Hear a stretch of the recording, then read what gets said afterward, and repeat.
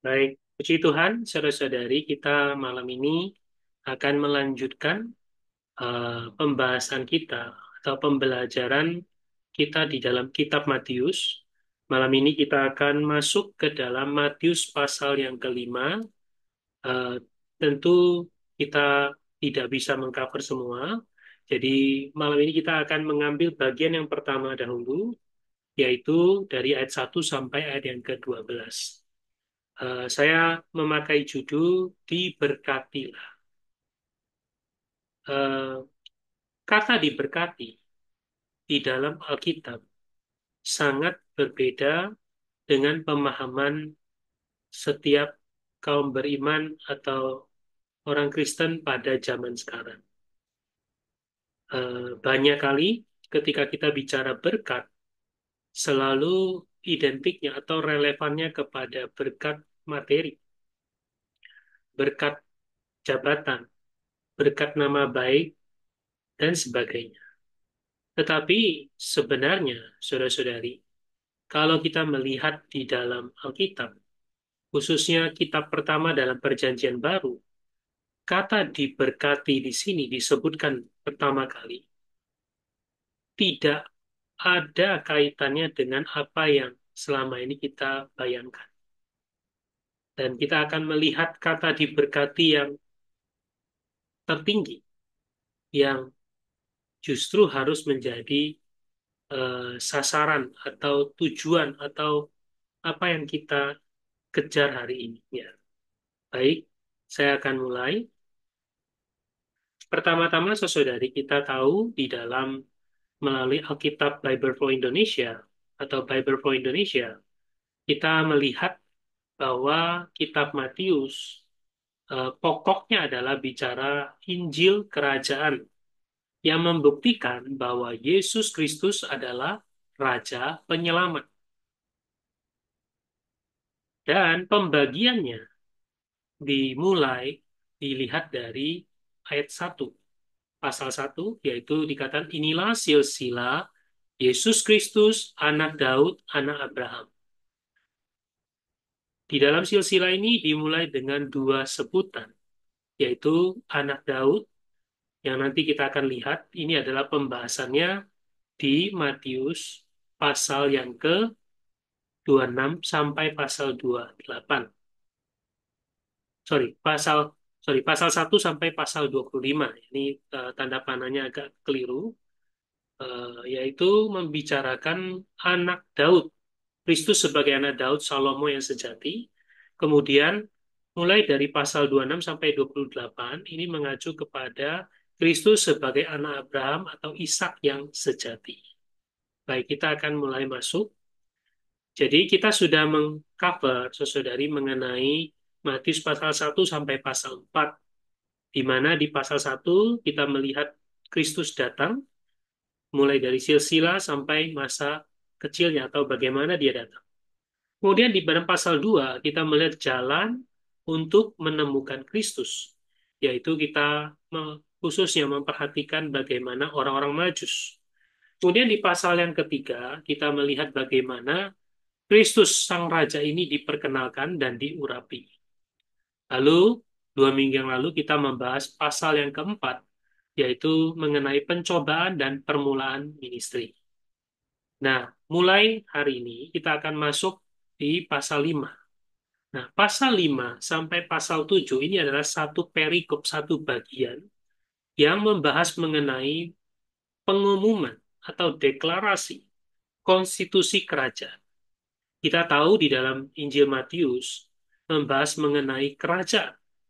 Suatu kerajaan tidak cukup hanya memiliki seorang raja yang dibahas di dalam pasal 1 melalui silsilahnya.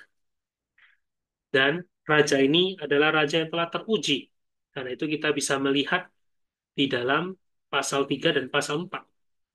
Tetapi di sebuah kerajaan juga sangat berkaitan dengan konstitusinya. Bagaimana konstitusi kerajaan itu akan menampilkan nilai, sifat, bahkan keunggulan dari sebuah kerajaan.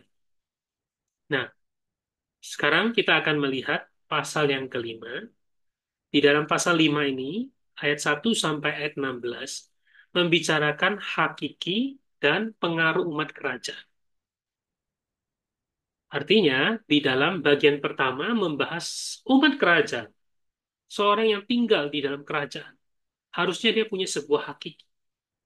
Dia memiliki sebuah karakter, memiliki satu susunan, satu ekspresi. Dan hakiki ini akan membawa satu pengaruh.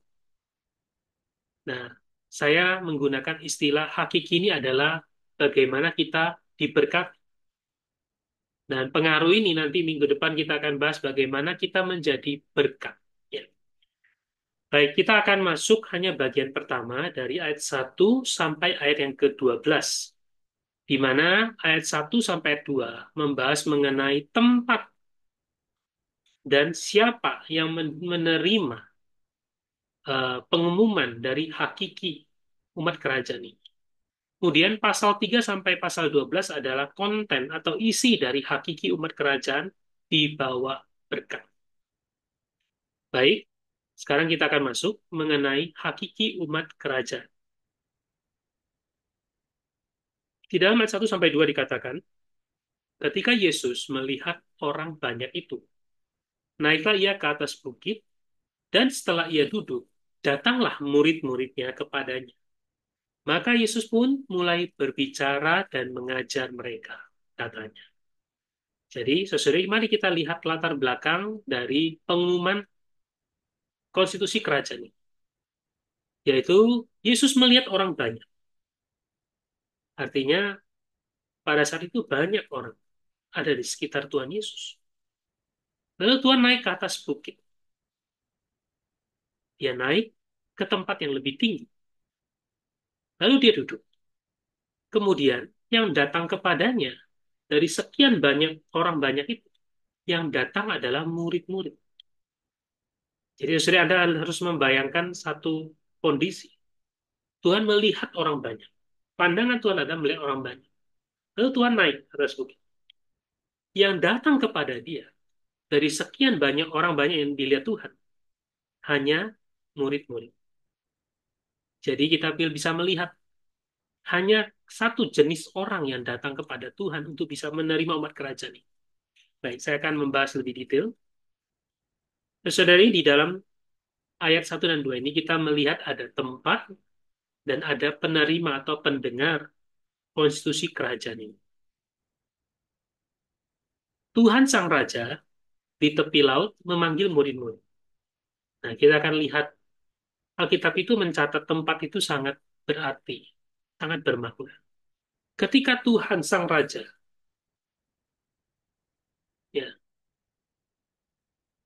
ketika Tuhan Sang Raja memanggil murid-muridnya, itu adalah posisinya di tepi laut.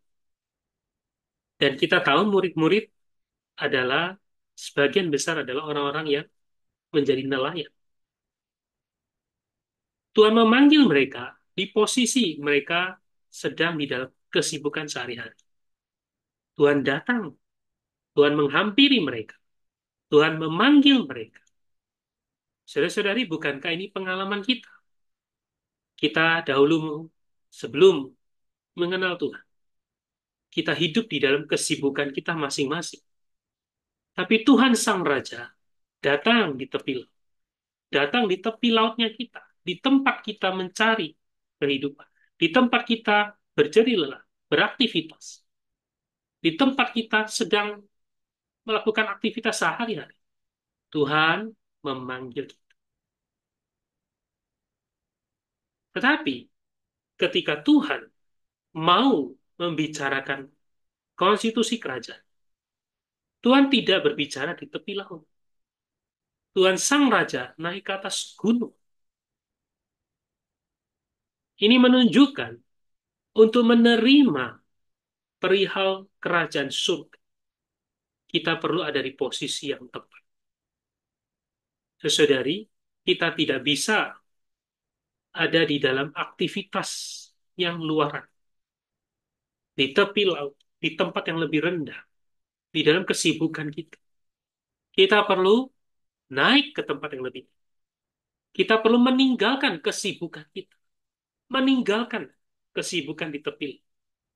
Naik ke atas gunung. Semoga malam ini, ketika kita mendengar firman mengenai hakiki umat kerajaan, Tuhan membawa kita secara pribadi naik ke atas gunung. Kita perlu meninggalkan sejenak seluruh kesibukan itu. Kita perlu datang, fokus, mendengarkan pengumuman dari Tuhan. Baik, saya lanjutkan. Tuhan, Sang Raja, duduk di gunung. Tapi orang-orang banyak tidak datang padanya. Orang banyak tidak tertarik. Saudara-saudara, artinya Anda harus menyadari apa yang sedang kita bahas ini. Tidak banyak orang tertarik. Yang datang itulah murid-murid. Jika malam ini kita memiliki telinga yang mendengar, kitalah murid-murid. Jika malam ini kita mau meninggalkan sejenak seluruh kesibukan, dengan serius datang kepada firman Tuhan, maka kita punya jalan, punya kesempatan menjadi umat kerajaan. Saya sangat terkesan oleh poin ini. Banyak orang Tuhan lihat, tetapi hanya sedikit orang yang datang kepada Tuhan untuk mendengarkan hakiki kerajaan. Dengan kata lain, saudara, orang-orang yang peduli kepada kerajaan Allah, kerajaan surga, tidak banyak. Semoga Tuhan membelas kasihani kita. Kita bukan menjadi orang yang sibuk di dalam tepi laut. Tapi mari kita datang kepada Tuhan. Semoga di waktu-waktu pribadi kita, mungkin waktu pribadi kita, waktu di dalam doa-doa kita, waktu di dalam perenungan kita, waktu di dalam kita membaca firman Tuhan, waktu kita sedang bersama-sama menikmati, ya beribadah, bersekutu, kiranya kita menjadi murid-murid yang datang mendengarkan Tuhan, meninggalkan semua kesibukan, bahkan kita meninggalkan semua keramaian, kita datang kepada orang-orang yang datang ini, yang kelak menerima amanat menjadikan semua bangsa murid. Dan murid-murid ini yang disebut orang Kristen, yaitu Kisah Rasul 11 ayat 26. Nah, saudari, artinya apa? Kalau hari ini kita tidak punya sikap naik ke atas gunung mendengar, sebenarnya status Kristen kita hanya Kristen KTP. Hanya mereka yang datang kepada Tuhan, meninggalkan segala kesibukan, naik ke atas gunung. Artinya apa? Bayar harga. Untuk naik ke atas gunung perlu ada tenaga, perlu ada bayar harga, perlu ada kekuatan yang dikeluarkan untuk bisa menjadi murid Tuhan. Inilah orang Kristen. Inilah umat kerajaan. Saudari, kita perlu sikap yang demikian. Baik, saya lanjutkan. Kita akan melihat mulai seluruh berkatnya di dalam Alkitab LAI Bahasa Indonesia. Banyak menggunakan kata berbahagialah. Di dalam bahasa Inggrisnya dikatakan diberkatilah atau berkatilah. Blessed. Jadi kita melihat bahwa mulai dari ayat 3 sampai 12 bicara adalah diberkati. Sesuai Anda siap untuk diberkati Tuhan, maka Anda perlu baik-baik naik ke atas gunung mendengarkan. Diberkati atau berbahagia. Ini sangat berbeda dengan konsep diberkati oleh banyak orang Kristen hari ini. Seluruh ayat ini tidak ada kaitannya dengan materi. Seluruh kata diberkati atau berbahagia lain, semuanya adalah perkara kerajaan surga. Mari kita akan baca, saya akan bacakan poin demi poin. Saudari Anda bisa perhatikan, Anda bisa renungkan. Tidak ada satupun yang ada kaitannya dengan hal-hal yang materi. Ayat 3 dikatakan, berbahagialah orang yang miskin di hadapan Allah. Karena merekalah yang empunya kerajaan surga. Diberkati yang pertama adalah perlu menjadi miskin di hadapan Allah. Apa berkatnya? Yaitu empunya kerajaan surga. Ayat 4, berbahagialah orang yang berduka cita. Ketika orang berduka cita, ya tentu bukan berduka cita adalah kita menangis terus-menerus, tidak. Tapi berduka cita karena dosa, berduka cita karena kondisi zaman yang buruk ini. Kita berduka cita karena melihat kehendak Allah belum tergenapi. Mereka akan dihibur. Berkat yang kedua adalah dihibur. Berkat pertama adalah empunya kerajaan surga. Jadi kata berduka di sini adalah berduka karena semuanya menentang kerajaan surga. Kita akan dihibur. Lalu yang ketiga, berbahagialah orang yang lemah lembut. Kondisi yang ketiga adalah perlu lemah lembut. Karena mereka akan memiliki bumi. Artinya mereka akan berkuasa. Mereka akan menjadi, menampilkan kerajaan. Ini sama seperti nanti kita akan lihat, datanglah kerajaanmu di bumi seperti di surga. Orang yang lemah lembut yang bisa memiliki bumi. Berikutnya, berbahagialah orang yang lapar dan haus akan kebenaran. Karena mereka akan dipuaskan. Sesadari Anda mau dipuaskan, Anda perlu lapar dan haus akan kebenaran.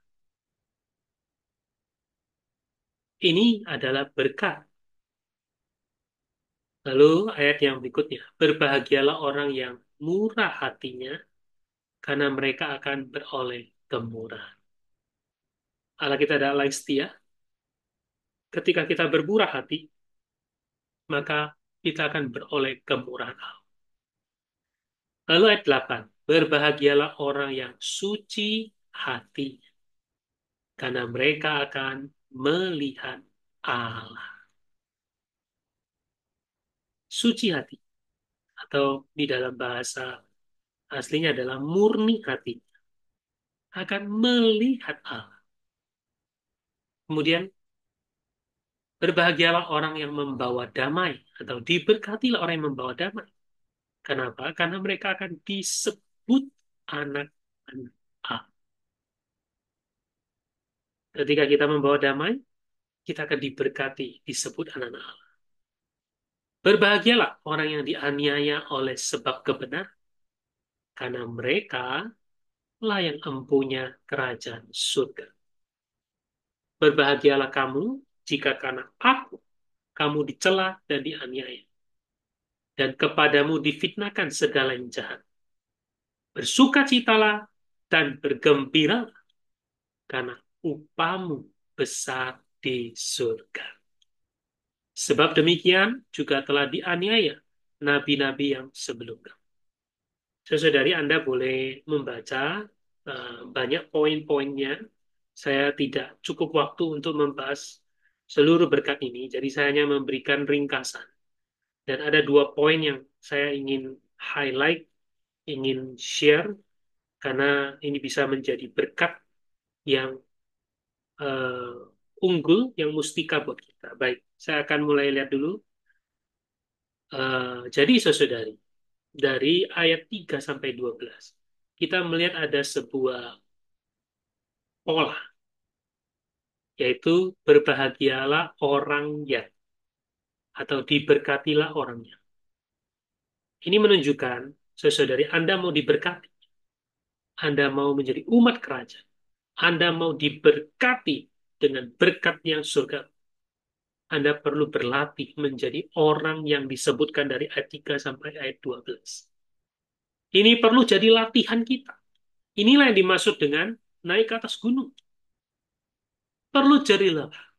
perlu latihan, perlu bayar harga.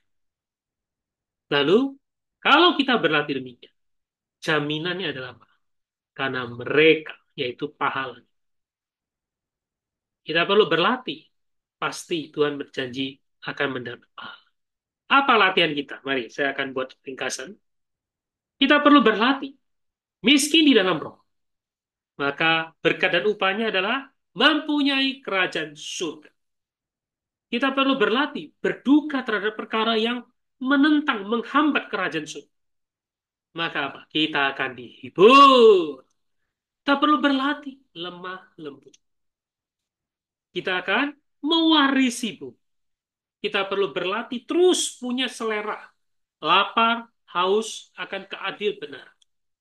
Maka kita akan dipuaskan Allah. Kita perlu berlatih, murah hati atau berbelas kasihan.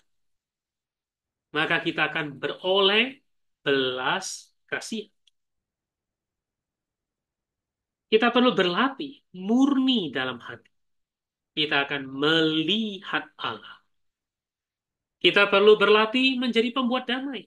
Bukan membuat kerusuhan. Bukan membuat keributan. Tapi membawa damai. Kita akan disebut anak-anak Allah, putra-putra Allah. Kita perlu berlatih, rela dianiaya karena keadil benar. Karena keadil benaran dianiaya, bukan menjadi orang yang melarikan diri, bersembunyi.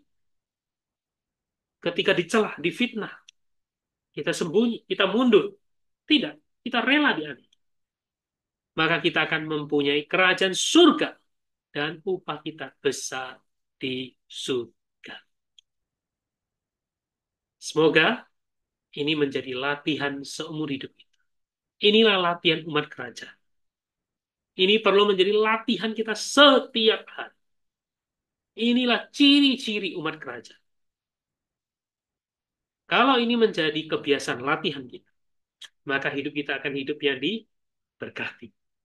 Hidup yang kelak mendapatkan upah. Diberkati di zaman ini, mendapatkan upah di zaman yang akan datang. Baik, saya akan masuk ke dua poin. Ya, tadi saudara Anda lihat, saya ada tulis yang akan menjadi pembahasan kita, yaitu pertama, miskin dalam roh. Karena ini sangat langsung bicara mengenai diri kita. Kita manusia memiliki roh, lalu juga kita perlu murni hatinya. Oke, saya akan bahas satu demi satu. Miskin dalam roh. Miskin dalam roh. Lalu saudari, ini bukannya sekedar, oh saya rendah hati, saya tidak sombong. Bukan. Miskin di dalam roh. Artinya kita dikosongkan. Kita mengosongkan diri. Kita rela dibongkar. Untuk apa? Supaya kita bisa menerima hal-hal baru. Makanya dikatakan orang yang miskin dalam roh, mereka yang empunya kerajaan surga, mereka akan memiliki kerajaan surga. Anda perlu kosong, Anda perlu dibongkar, supaya kita bisa mendapatkan hal-hal yang baru, hal-hal kerajaan surga. Dan di sini katakan, miskin itu harus di dalam roh. Roh adalah organ di mana kita bisa menerima Kristus. Kita perlu miskin dalam, kosong dalam roh, agar kita menerima. Maksudnya apa sih? Oke, kita akan lihat beberapa ayat.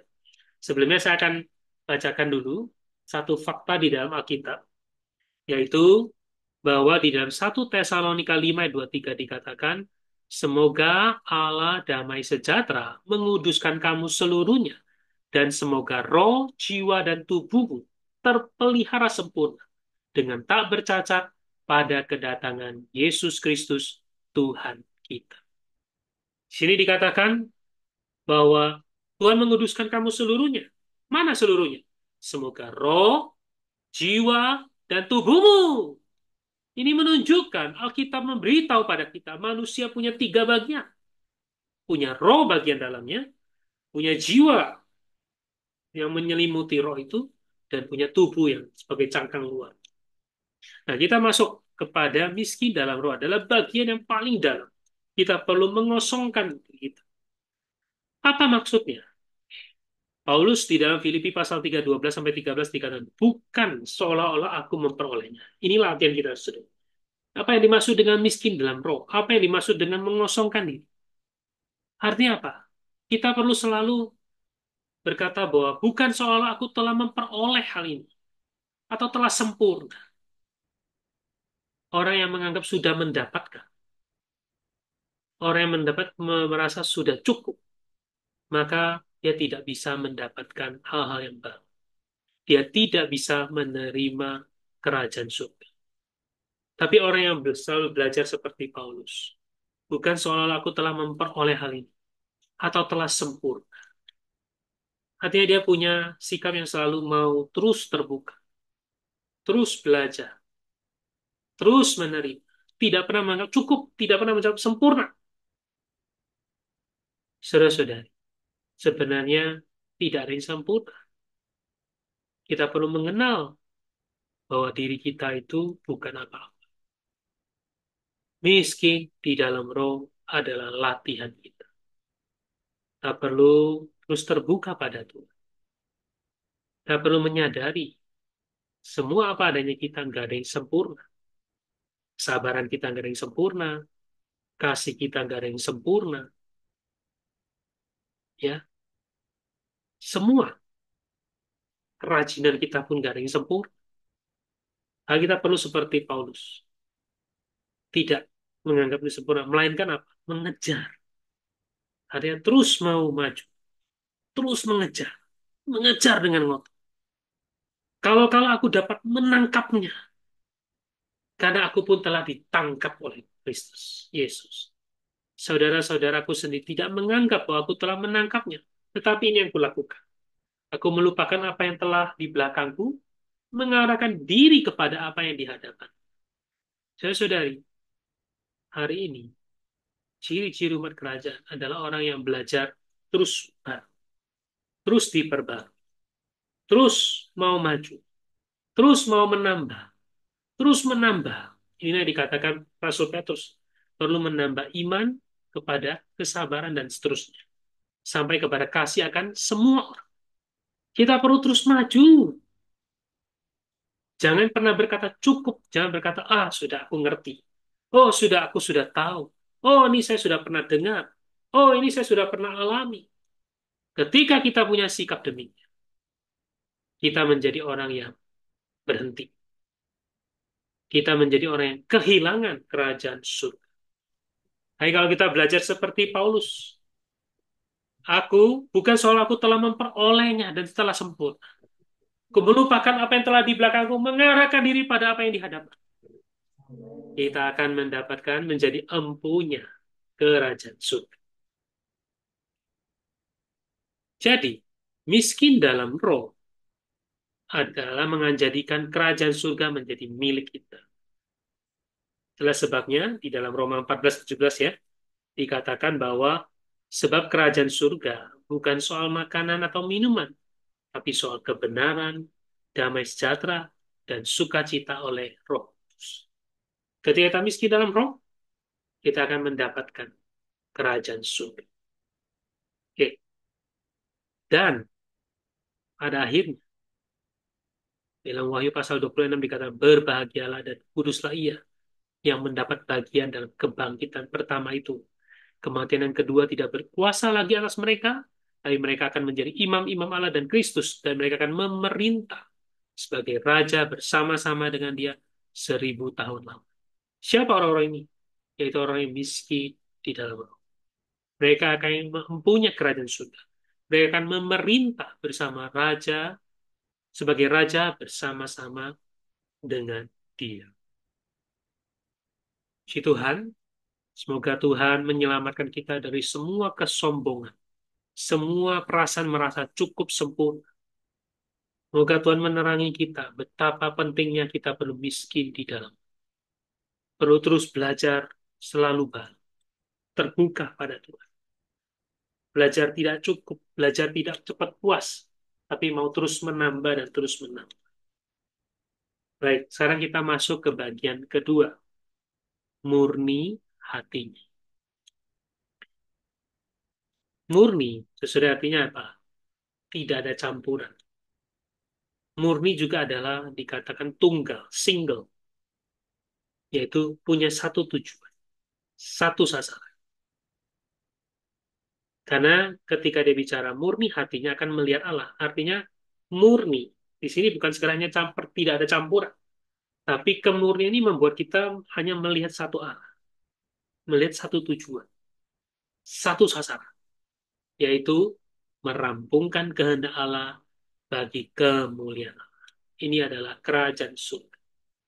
Saudari kita tahu, hati kita yang kecil, tapi sulit untuk kita atur supaya dia hanya punya satu tujuan. Hati kita yang kecil ini sering bercabang tak kemana-mana. Tubuh kita bisa satu tempat, tapi hati kita bisa melanglang buana di seluruh dunia. Hati kita perlu kita jaga. Tadi sebelum kita mulai, kita menyanyikan satu pujian dengan Tuhan jaga hatiku tulus. Tak pernah undur. Ya, tak perlu Tuhan jaga. Hati kita perlu hanya satu tujuan. Ini tidak mudah. Ini perlu mohon Tuhan terus menjaga, memelihara. Kita manusia sangat mudah tergoyah. Hati kita mudah tersimpangkan oleh kondisi, oleh gejolak, oleh godaan, apapun bisa membuat hati kita bercabang. Dan saya merasakan di zaman ini jauh lebih sulit untuk murni hatinya. Kadang kita duduk tenang saja, bisa ada sesuatu yang mendistract kita. Dulu dunia itu sepertinya kalau kita keluar dari rumah, baru kita ketemu dunia.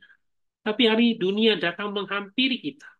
Menghampiri di dalam setiap telepon seluler kita, ke dalam smartphone kita. Sehingga mudah kepada kita, hati kita tersimpangkan. Ya, dengan iklan sini, iklan sana, notifikasi sini, notifikasi sana. Kita perlu mohon Tuhan menjaga hati. Inilah penyebabnya. Seringkali kita mulai meragukan Tuhan. Mulai melihat bahwa Tuhan itu gak nyata. Sebenarnya bukan Tuhan itu gak nyata. Tapi karena hati kita sudah bercabang kemana-mana. Hati kita sudah melanglang buana kemana-mana. Mungkin tubuh kita sedang di tempat ibadah. Mungkin tubuh kita sedang di rumah. Atau sekarang sedang di depan gadget Anda. Tapi ketika notifikasi masuk hati Anda, mulai terbang kemana. Mohon Tuhan menyelamatkan kita. Ya, saya lanjutkan waktu. Karena itu, saudari, kita perlu memiliki satu doa, satu kedambaan, seperti pemazmur berkata, siapa gerangan ada padaku di surga selain engkau. Selain engkau, tidak ada yang kuingini di bumi. Artinya apa? Pemazmur ini sangat mengenal kecantikan, kemustikaan, keunggulan Tuhan. Saudari, hati kita itu kenapa bercabang? Karena kita kurang mengenal Tuhan. Ketika kita mulai lebih mendekatkan diri kita, membuka hati kita pada Tuhan, hati kita akan tertawan, hati kita akan terpesona oleh kecantikan Tuhan, sehingga hal yang lain akan sirna. Kita tahu ada satu lukisan yang sangat terkenal ya. Saya lupa kisahnya, tapi saya ingat lukisan ini menggambarkan sebenarnya manusia seperti apa. Seorang anak sedang berjalan mendekati sebuah benda tajam. Bagaimana menyelamatkan anak ini? Tidak cukup dengan hanya menghalangi, jangan, bahaya. Tidak. Tapi yang bisa membuat anak ini keluar adalah, terselamatkan dari benda tajam ini, adalah perlu diberi yang lebih menarik. Mungkin adalah apa? Permen, coklat, warna-warni. Saudari, hari ini, Tuhan itu adalah yang tercantik, termanis, tetapi sangat bergantung pengenalan kita. Maka sesudah Anda harus mustikakan waktu Anda pribadi dengan Tuhan. Perlu meminta Tuhan menampakkan diri. Sekali Tuhan menampakkan diri, kita akan tertawa, kita akan terpesona, kita akan, oh, bisa seperti apa? Pemungut cukai Zakheus. Dia berkata bahwa ketika dia ketemu Tuhan, Tuhan datang ke rumahnya. Wah, dia lupa hartanya. Dia tidak peduli hartanya. Karena apa? Tuhan begitu mustika. Ketika Maria datang ke kubur Tuhan, dia adalah perempuan yang telah terpesona oleh Tuhan. Sehingga ketika dia datang ke kubur itu dan kosong, dia menangis. Karena dia merindukan, bahkan tubuhnya saja yang mayatnya saja dia merindukan. Sehingga ketika Tuhan datang menampakkan diri, yang dia pikir adalah itu adalah tukang penjaga kuburan. Lalu apa kata Maria? Di manakah engkau meletakkan dia? Karena begitu terpesonanya dia dengan Tuhan. Sampai bagi dia hanya ada si dia. Hanya Tuhan yang si dia. Tidak ada si dia yang lain. Saudari, semoga Tuhan mendapatkan hati kita. Menawan hati kita. Sampai kita bisa berkata, selain engkau, tidak ada yang kuingini di bumi. Maka kalau kita punya hati demikian, kita akan melihat Allah. Oke, kita bacakan 1 Korintus 10 ayat 31. Aku menjawab, jika engkau makan, atau jika engkau minum, atau jika engkau melakukan sesuatu yang lain, lakukanlah semuanya itu untuk kemuliaan. Artinya apa? Ini adalah orang yang telah memurni hati. Dia hanya bagi kemuliaan. Dia tidak peduli mau makan apa, minum apa, melakukan apa. Semuanya yang penting adalah bagi kemuliaan Tuhan. Ini adalah orang yang telah jatuh cinta, tertawan oleh Tuhan. Saya yakin, sesuai Anda yang pernah jatuh cinta ya, apapun yang nggak enak pun ditempuh. Demi apa? Demi hati Anda telah tertawan. Tertawan. Untuk berjumpa dengan orang itu. Untuk mendapatkan senyumnya. Untuk melihat senyuman. Apapun Anda lakukan. Sesaudari inilah orang yang murni hatinya. Bukan sekedar tidak ada campuran, tapi tunggal. Hanya melihat Tuhan saja. Baik, saya akan lanjutkan. Hati kita adalah tempat Kristus bertumbuh sebagai benih. Demi kerajaan kita perlu murni, tulus, agar Kristus dapat bertumbuh tanpa hambatan. Ya, kita tertawan oleh Tuhan, kita terpesona oleh Dia, maka Dia punya jalan untuk bertumbuh tanpa hambatan di dalam kita. Baik, saudari, mari kita lihat apa itu hati. Hati adalah kumpulan bagian batin manusia. Hati ini yang mencerminkan gambaran utama manusia. Orang bisa berkata bahwa hatimu menceritakan dirimu. Hati adalah satu komposisi yang terdiri dari semua bagian jiwa kita. Hati itu adalah bagaimana pemikiran kita. Apa yang kita pikirkan itu adalah cermin dari hati kita. Emosi kita. Emosi ini sih bukan hanya perkara marah-marah. Emosi ini adalah apa yang Anda suka, apa yang Anda benci. Ada orang senang olahraga, senang sepak bola. Artinya apa? Hatinya adalah dipenuhi oleh sepak bola. Ada orang yang senang eh, main game online. Suruh baca Alkitab baru 5 menit sudah ngantuk. Matanya sudah, waduh, susah terbuka. Tapi ketika pegang ya handphone, Mobile Legend atau apapun lah, dan saya tahu cuma itu, wah matanya bisa terbuka berjam-jam. Rasanya 3 jam nggak cukup. Ini menunjukkan hatinya ditawan oleh Allah. Dan tekad. Tekad ini menunjukkan, wah kalau untuk sesuatu yang kita suka, kita rasanya penuh dengan kekuatan. Bahkan berkorban apapun, Ren. Ya, saya pernah bertemu dengan satu anak muda, menyukai sepak bola. Sampai satu hari bermain, ya bermain sepak bola, ya dia main ke futsal sampai berjam-jam, dia tekadnya kuat. Wah, tubuhnya kayak sepertinya kayak kesetanan main. Ya pulang sekolah main sampai malam. Akhirnya satu kali sakit dan meninggal. Nah, kemudian bagian yang terakhir adalah bagian dari roh kita, itu adalah bagian hati, itu hati nurani. Jadi saudari, ketika kita bicara murni hatinya, hati yang tunggal, kita perlu pikiran kita tertuju kepada Tuhan. Emosi kita adalah mencintai Dia. Tekad kita adalah apa? Hanya memilih Tuhan. Hati nurani kita adalah apa? Hati nurani kita adalah dijaga bagi kepentingan Tuhan. Baik.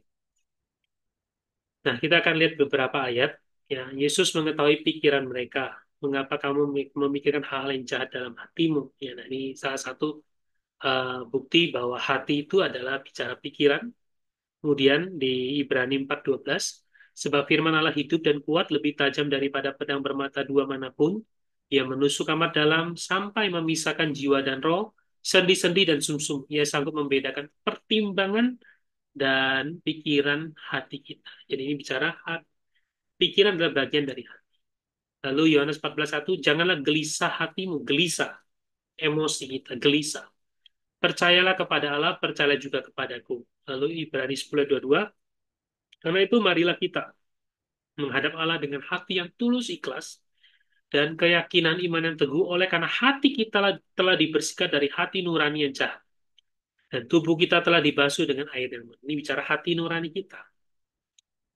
Lalu 1 Yohanes 3:20, sebab jika kita dituduh oleh Allah, Allah adalah lebih besar daripada hati kita mengetahui segala sesuatu. Oke, baik. Ini beberapa ayat ya yang membuktikan bahwa hati itu mencakup pikiran, emosi, tekad, dan hati nurani. Baik, jika kita memiliki hati yang murni, mencari Allah, maka Matius pasal 5 ya, dikatakan kita akan melihat Allah. Ini ayat 8 ya. Melihat Allah adalah upah bagi orang yang murni hatinya.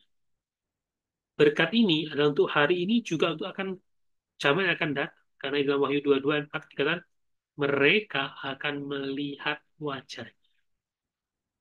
Saudari kita tahu sejak manusia jatuh dalam dosa, manusia diusir dari Taman Eden. Manusia tidak bisa lagi menghampiri Allah. Hari ini kita umat yang telah ditebus, kita memiliki roh, kita bisa berkontak dengan Tuhan. Tapi untuk bisa melihat Tuhan, mengenal Tuhan. Orang berkata bahwa apa yang kita lihat menjelaskan lebih banyak daripada apa yang kita dengar. Jadi ketika kita melihat Allah, kita bisa mengenal Allah secara utuh. Maka kita perlu apa? Menjaga hati kita murni. Baik, ini satu kesaksian dari Yusuf, seorang yang murni hatinya. Dia bisa melihat Allah bahkan dalam situasi yang paling buruk pun. Sesuai kadangkala ketika kita Tuhan izinkan kita menghadapi hal yang sulit, kondisi yang sulit, Tuhan izinkan mungkin penderitaan, penganiayaan, mungkin penyakit, mungkin kesulitan, kesalahpahaman. Kita bisa-bisa mulai kehilangan iman. Kita bisa-bisa mulai merasa, wah, saya terkutuk. Tetapi mari kita lihat Yusuf. Yusuf berkata, akulah Yusuf saudaramu yang kamu jual ke Mesir. Tapi sekarang janganlah bersusah. Ini adalah waktu Yusuf bertemu dengan sesaudaranya ya. Janganlah menyesali diri karena kamu menjual aku ke sini. Sebab untuk memelihara kehidupanlah Allah menyuruh. Saudari, Yusuf itu bisa melihat di dalam situasi yang paling buruk. Dia melihat Allah yang menyuruh dia, mendahului kamu. Maka Allah telah menyuruh aku mendahului kamu, untuk menjamin kelanjutan keturunanmu di bumi ini dan untuk memelihara hidup. Sehingga sebagian besar daripadamu tertolong. Jadi bukanlah kamu yang menyuruh aku ke sini, tetapi A. Jadi saudari Anda lihat, seorang Yusuf teladan yang baik. Dia dari kecil, dia punya hati yang murni. Dia selalu melihat kepentingan Allah. Dia mimpinya, ya, lalu dia bagaimana sikap dia dengan murni, dengan bersih. Akhirnya kita melihat dia adalah menjadi wakil dari raja. Dia melihat Allah. Semoga melalui pembahasan malam ini kita bisa belajar dua hal. Satu, sebagai umat kerajaan, kita perlu belajar miskin di dalam roh.